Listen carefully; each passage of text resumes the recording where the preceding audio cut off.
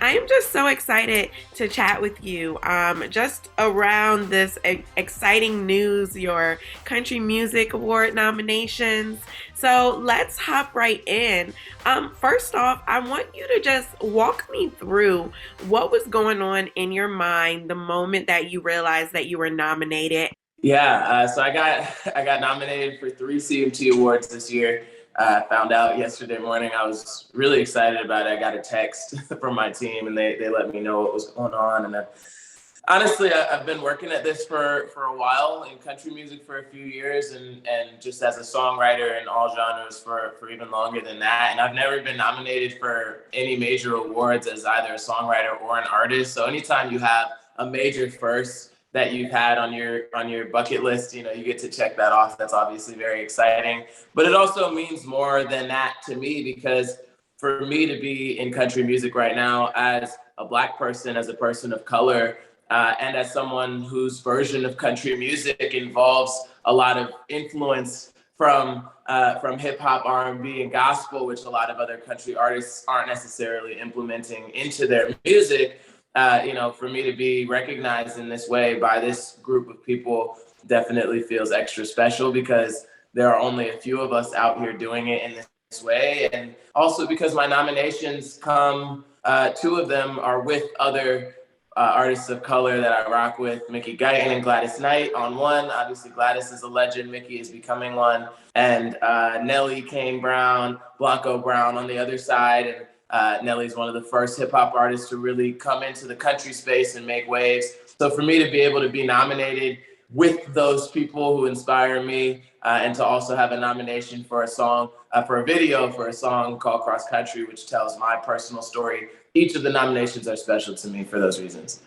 I love that. And you touched on so many great points because, I am someone who grew up on country music, and it's just so refreshing to see more people, more artists who look like us in the space. So I just want to say congratulations to you on all that you're doing. And so I understand you mentioned too, like you have those gospel roots and you're even in an a cappella group over at Georgetown. Shout out to the DMV because I'm from Virginia.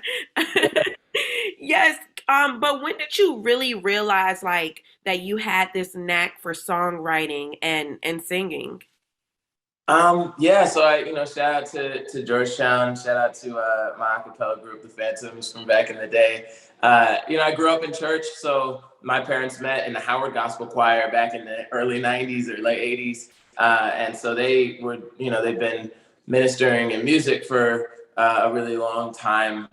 With gospel music at church, leading worship. They've also put out their own projects when I was a kid. So just kind of watching them do that and being in such a musical household kind of got me hip to the fact that I did have some vocal ability as a young person. But it really wasn't until high school and then more seriously in college that I started getting into songwriting and realizing that a lot of my favorite artists got into the industry through writing songs and producing songs for other people. And I felt like that would be a really cool way to go about it. The only problem is there's a standard that the music industry requires of songwriters that if you don't have people in the industry telling you how to do it, you're going to be making really amateur sounding stuff. And so for me, I was like, I know I need mentors. I need to be in an environment that can help me grow with peers who have similar goals. And that wasn't really going to be able to happen while I was in college. So it was really kind of those years coming out of college and moving to Atlanta and just really immersing myself in the music scene there with people that I connected with online, that I realized, hey, this songwriting thing is a really viable career choice for me.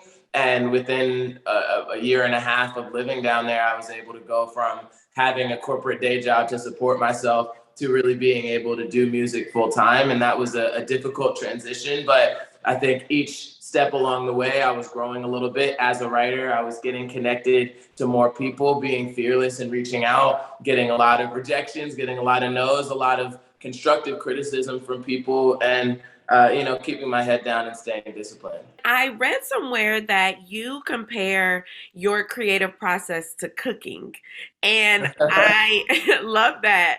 Can you just elaborate on how this process is allowing you to give fans like a different perspective or a different, hear your music in a different way because you're bringing the heat. Yeah, yeah.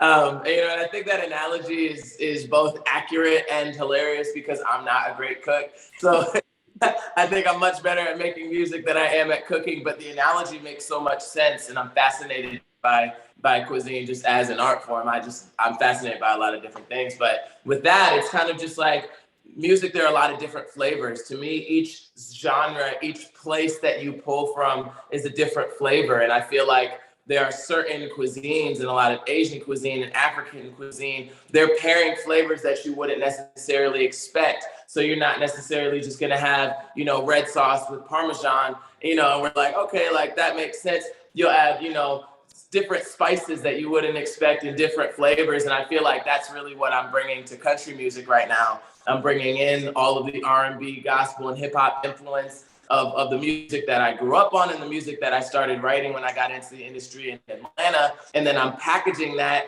in a way that country music listeners can understand from a storytelling perspective, from punchline and concept perspective. And ultimately, I'm trying to create a dish that both people inside and outside of country music can appreciate and enjoy. And I think that's why it kind of relates to cooking in a way, and also that's the energy that I'm trying to bring to the music that I'm making right now.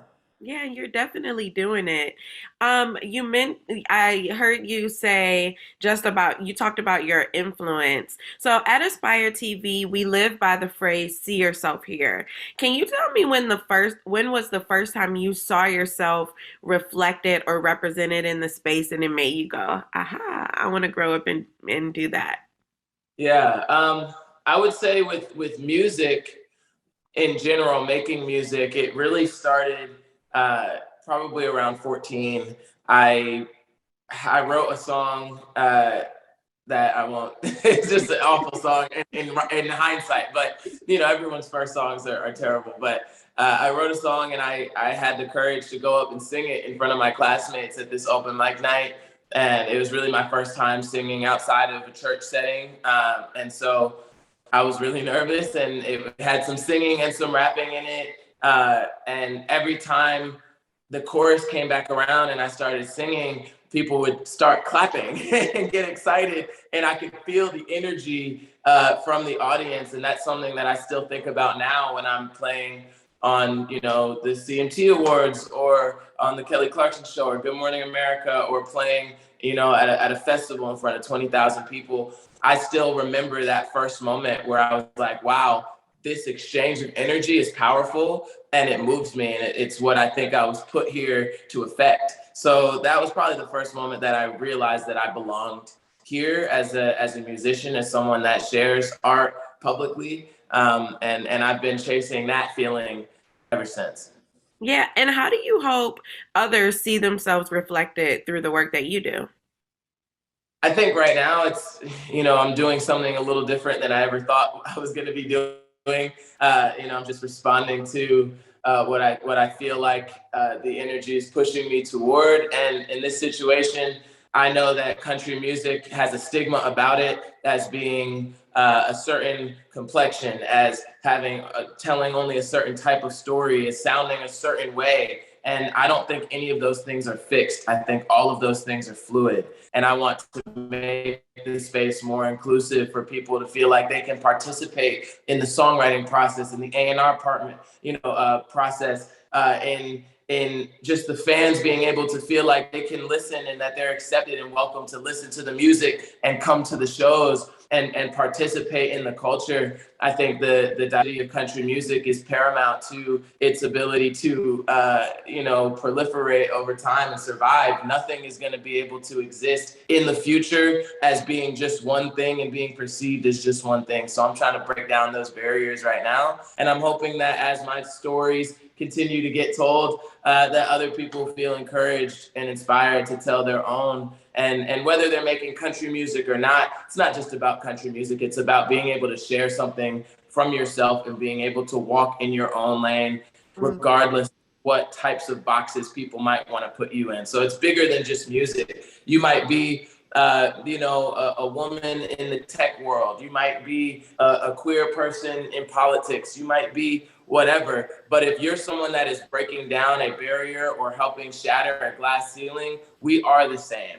And if you're trying to do something that inspires you, that means something to you, that people have told you you can't do, we are the same. So when I'm out here doing this and getting nominated for these awards is incredibly special. But what I'm ultimately trying to do is a lot bigger than just win awards. I'm trying to shift the culture. And I think it starts small and builds. And I'm hoping that there are other people that will see what I'm doing and really go for it in their own paths.